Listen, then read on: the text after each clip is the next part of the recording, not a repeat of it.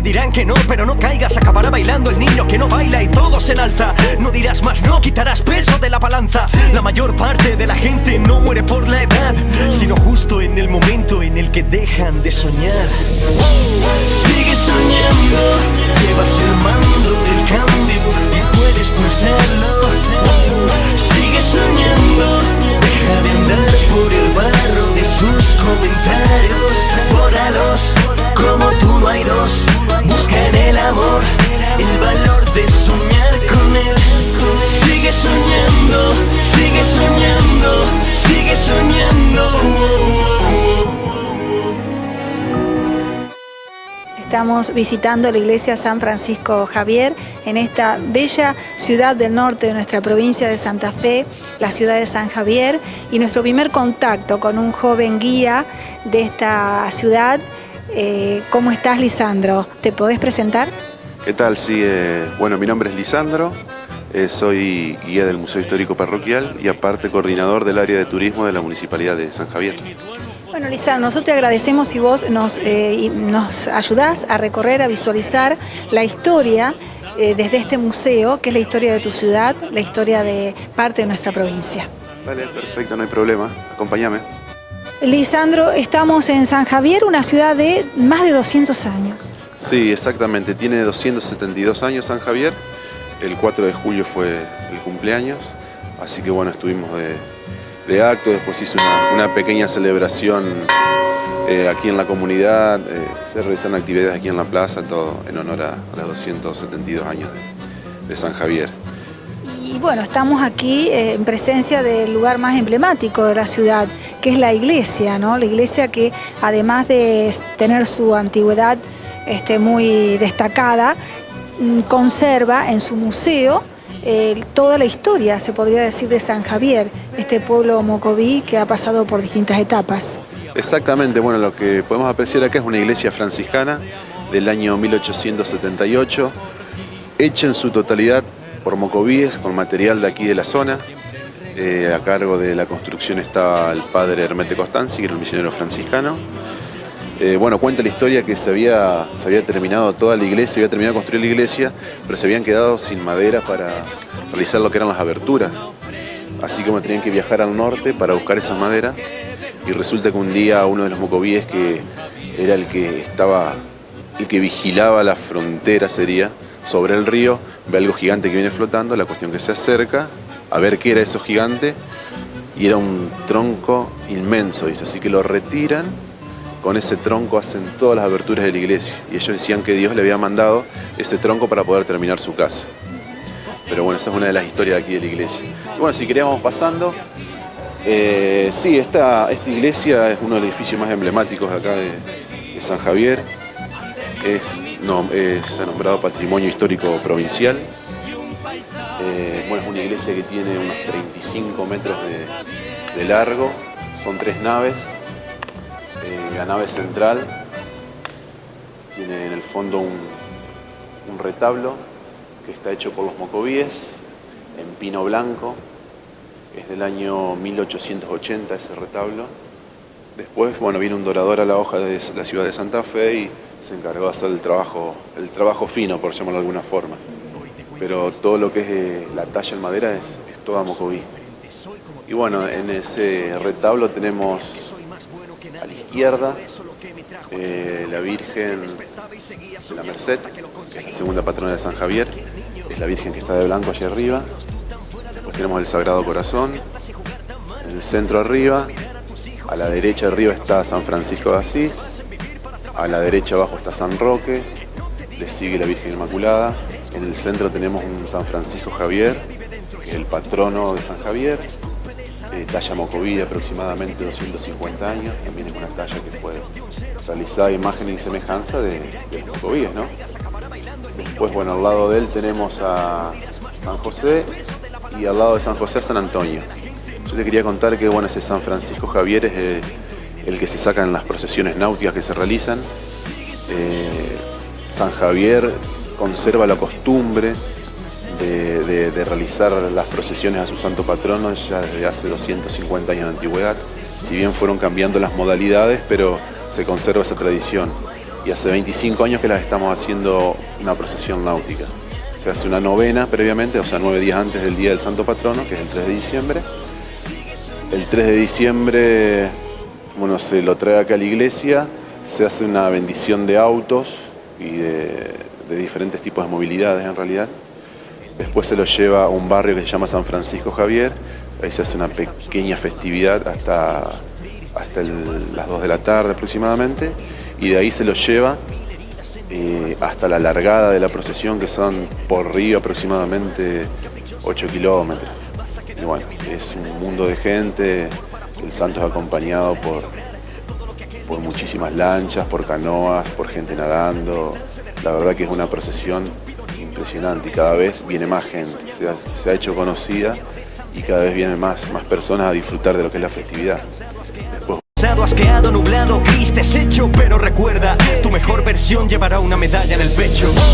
Sigue soñando, llevas el mando del cambio y puedes pulsarlo. Sigue soñando.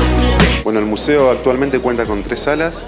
Se está realizando otra en el patio de atrás de aquí del predio de la iglesia. Y estamos tratando de, si Dios quiere, ahora para fin de año inaugurar otra sala, que es la sala mercedaria, donde hay parte de una excavación de la iglesia mercedaria que se realizó aproximadamente en el año 1780. Bueno, fue hecha por los misioneros mercedarios. Y bueno, ya hace un tiempito atrás pudimos rescatar, indagando en el lugar, pudimos rescatar parte de las paredes de esa iglesia.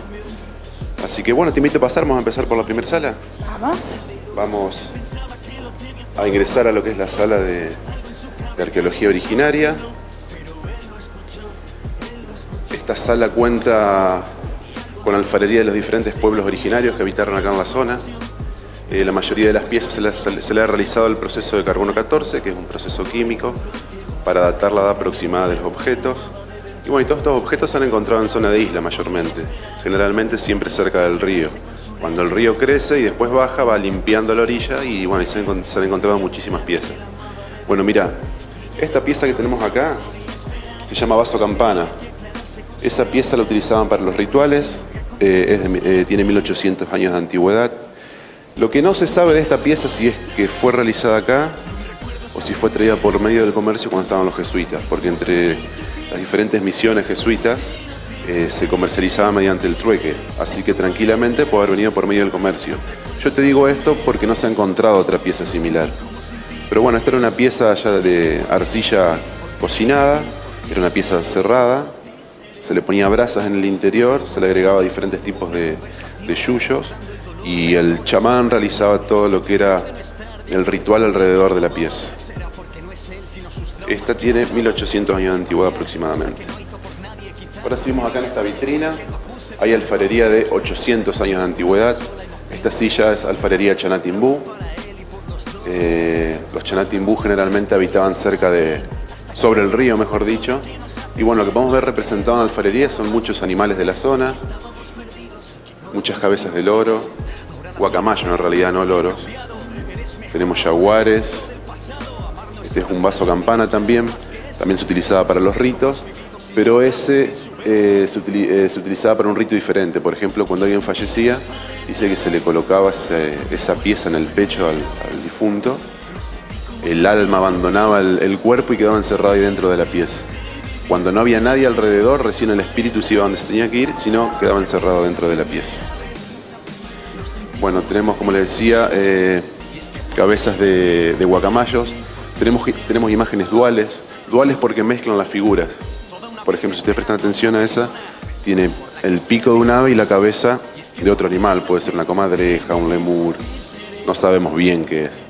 ¿Cuántos años piensan ustedes o han podido investigar que tienen estas piezas? Estas piezas tienen aproximadamente 800 años de antigüedad. Como yo te comentaba, hoy se le hizo el proceso de carbono 14. Esos procesos los realizan las antropólogas que están trabajando acá. Ellas son de la Universidad de Rosario. Y bueno, entonces se llevan las piezas y allá las hacen los estudios. Y todas estas piezas son datadas de aproximadamente 200 años de antigüedad. reflejan la vida animal que aún perdura, ¿verdad? Y ya ha variado bastante, jaguar ya no se ven, los guacamayos tampoco, con el tema de la tala, de que se fue habitando toda esta zona, el monte desapareció. Y como es, bueno, ahora se encuentra todo bien al norte, aparte de Misiones, Formosa, en todo lo que son los bosques y las selvas de esa zona. Se puede decir que aquí está en extinción. Aquí está en extinción, exactamente. Todos estos animales ya prácticamente no se ven más. Fueron desapareciendo. Bueno, si ustedes ven, prestan atención, en este tipo de alfarería no hay representaciones de animales. ¿Por qué no hay representaciones de animales? Porque el Mocoví era una tribu nómade. Entonces ellos no le dedicaban mucho tiempo a la alfarería. La alfarería muy simple porque como ellos iban yendo de un lugar a otro, iban descartando la alfarería. Entonces, como pueden apreciar, muy simples las imágenes, no tienen muy poco trabajo. Generalmente el Mocoví hacía un pequeño trabajo sobre la alfarería que era para representar el momento en que estaba viviendo esa tribu. Por ejemplo, si hacían líneas rectas sobre la pieza, significaba que estaban en una época de tranquilidad, de trabajo, de prosperidad. Pero si hacían líneas en punta, eso significaba que era una época de enfermedades, de guerra, etc. Era la única representación que ellos realizaban sobre la alfarería. Después, la alfarería era muy simple. Después tenemos acá, estos se llaman retobos, son unas pequeñas tallas de San Antonio. Ellos eran muy devotos de San Antonio y de San Francisco Javier. En este caso, San Antonio, ellos creían que San Antonio los protegía de la muerte, por lo tanto lo llevaban colgado, era como un amuleto, lo llevaban colgado en el cuello, tipo un collar, o si no, había algunos que se hacían un tajo en la piel y se ponían la talla del santito debajo de la piel. Y decían que ese santo los protegía de la muerte. Cuando iban a cazar, cuando iban a pelear, ellos iban protegidos por este santo. Eran muy devotos. Después tenemos acá elementos que pertenecieron a la reducción jesuita. Por ejemplo, tenemos estas piedras, que eran las piedras degolladoras, eran traídas desde Misiones. De aquí se mandaban cueros y de allá traían piedras, siempre por medio del trueque. Se mandaban hilados también, traían yerba mate.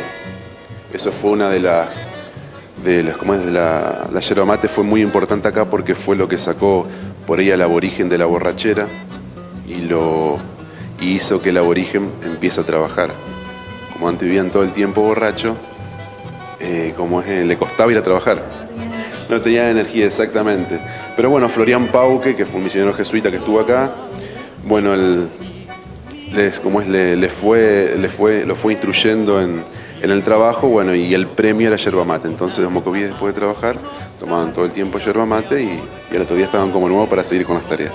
Lisandro, porque es importante comentarles a nuestros televidentes que esta fue una colonia habitada por mocovíes. Exactamente, esta fue, en un principio fue una reducción mocoví, que no nace acá tampoco, sino que nace en Cayastá. Este es el quinto asentamiento. Por diferentes motivos se fueron trasladando hasta que llegaron aquí a San Javier. Y hicieron una reducción jesuita, bueno, en los misioneros más destacados a nivel país, vamos a decirlo así, fue Florian Pauque, bueno, que dejó un legado de dibujos y de escritos de cómo era la vida en la reducción de San Javier.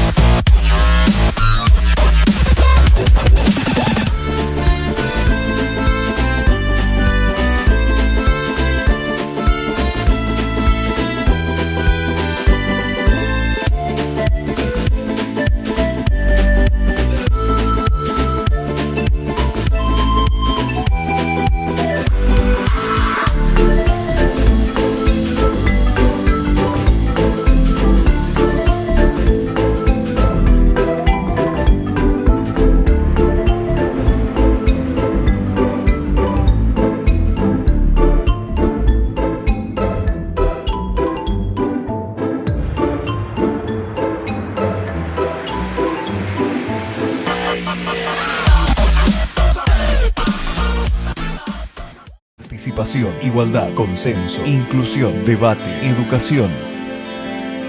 Consejo Municipal de Rosario.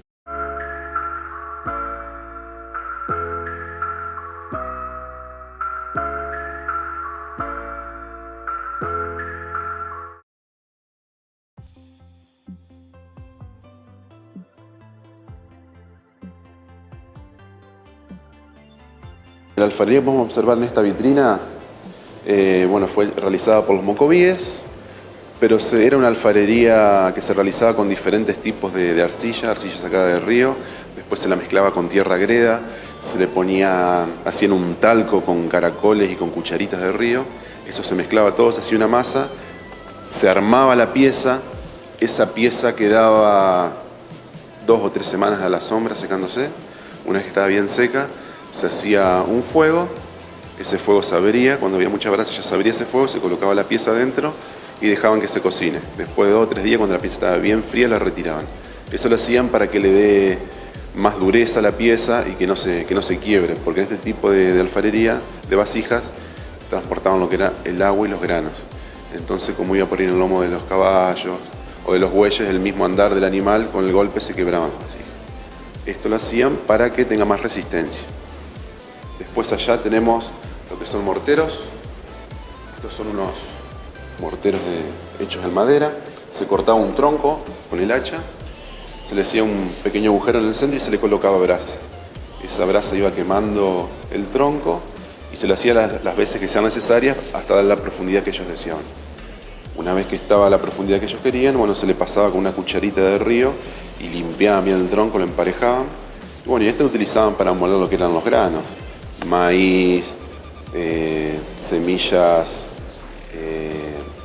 de trigo, también molían lo que eran hacían la chicha era una bebida alcohólica que tomaban los mocovíes, que generalmente se hacía con maíz, se molía bien el maíz, se lo daban a las más ancianas de la tribu, ellas lo masticaban y después lo escupían dentro de vasijas como estas y ahí le echaban miel.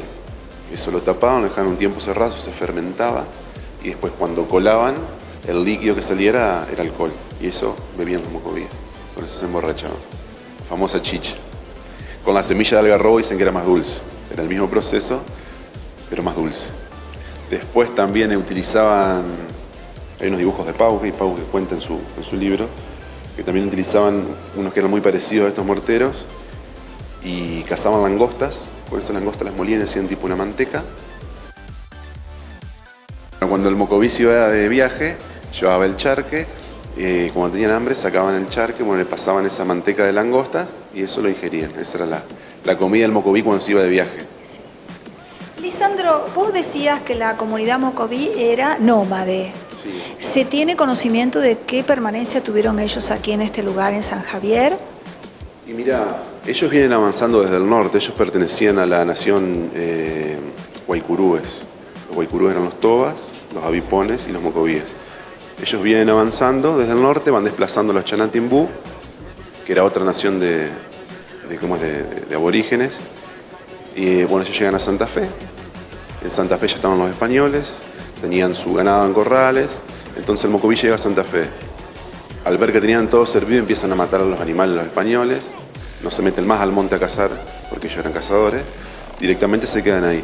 Y ahí es que surge la necesidad de crear una reducción de indios mocovíes, entonces van, está el primer asentamiento en Callastá, y desde ahí ocupan toda esta zona.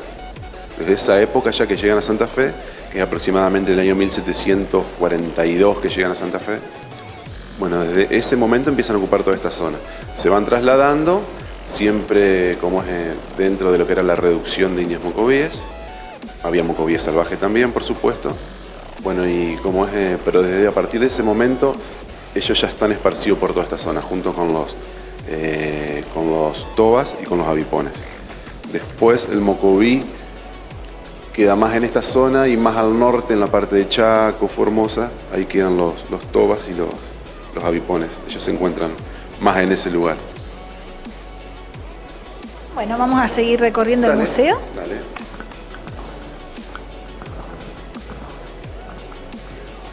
Esta es la sala.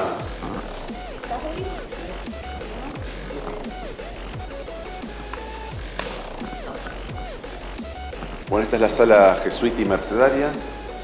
Los jesuitas son los que inician la reducción de indios mocovíes en el año 1743 hasta el año 1767.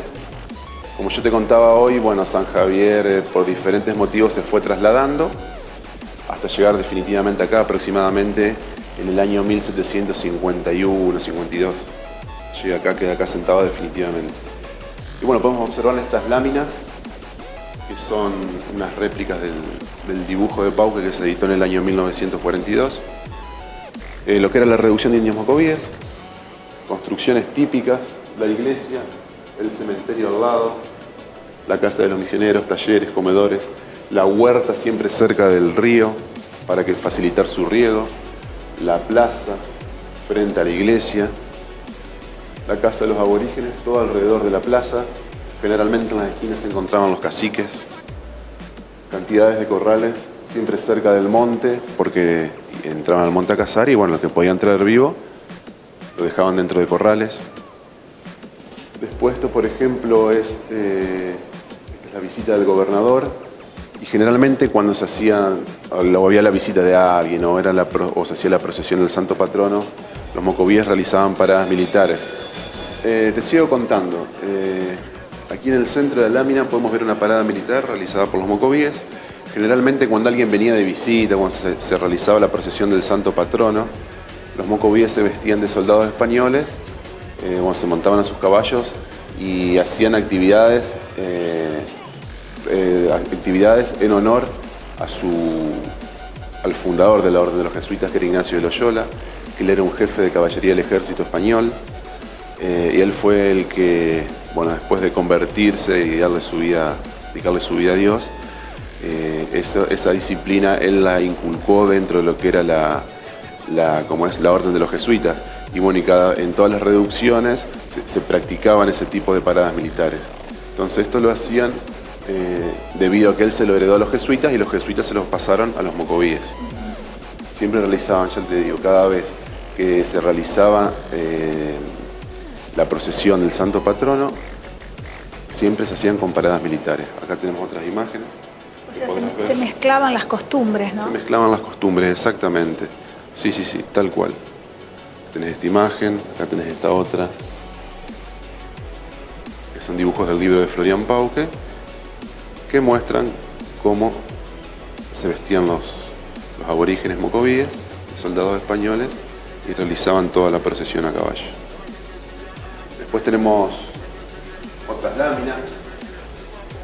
Tenemos en realidad, son 134 láminas. Estas que ves acá, estas pequeñas, esas son sacadas del libro original de Florian Pauque. Esas las donó un varón austríaco alemán que vive en Buenos Aires, el barón Katt. El libro original está en el convento de Swessel, en Austria. Bueno, y debido a su título de nobleza, él pudo ingresar a lo que era la biblioteca del convento y sacarle fotos al libro original. Pero nadie las tiene estas fotos, únicamente nosotros.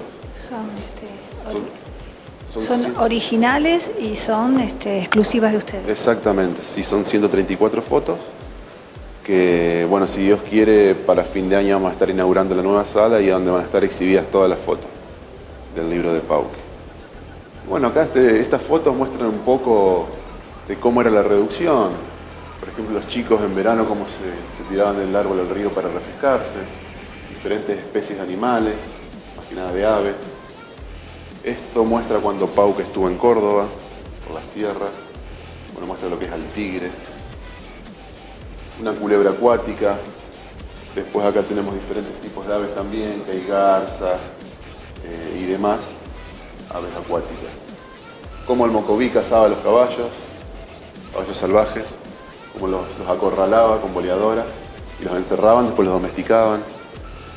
Cómo se alimentaban por medio de la caza de carpinchos, nutrias, lobitos de río.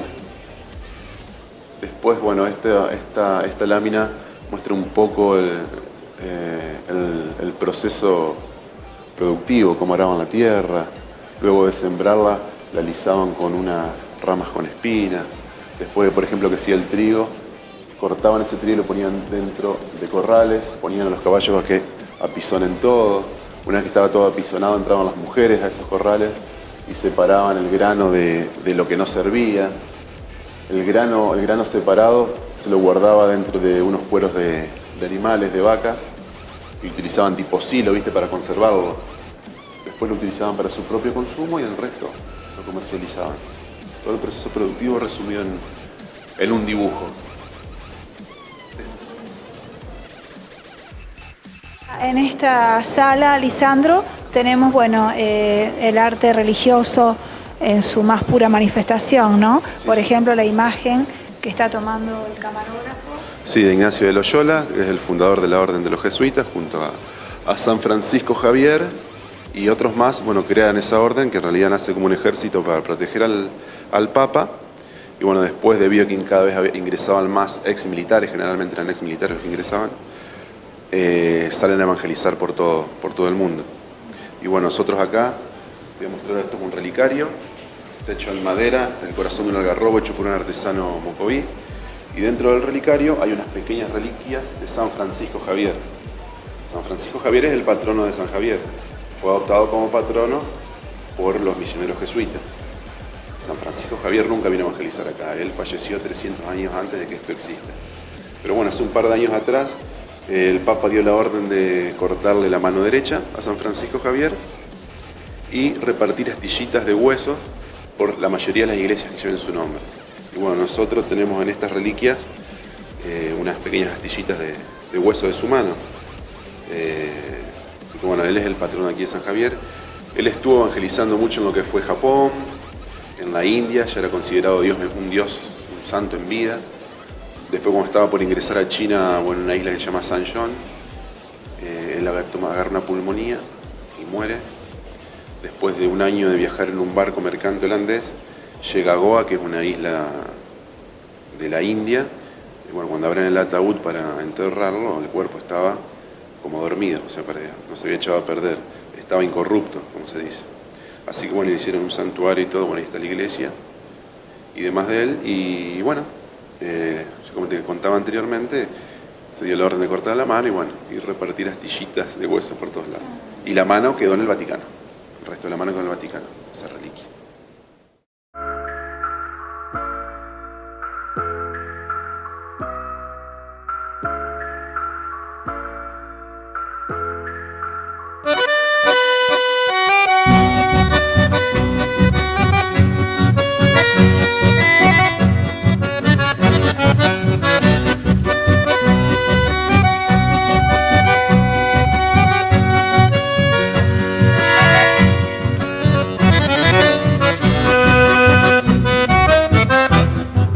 Agoniza lenta la tarde al norte de Santa Fe. En mi ruano coscojero voy camino a San Javier. En busca de aquel querer sigo acortando distancias, pero me queman las ansias por llegar a San Javier.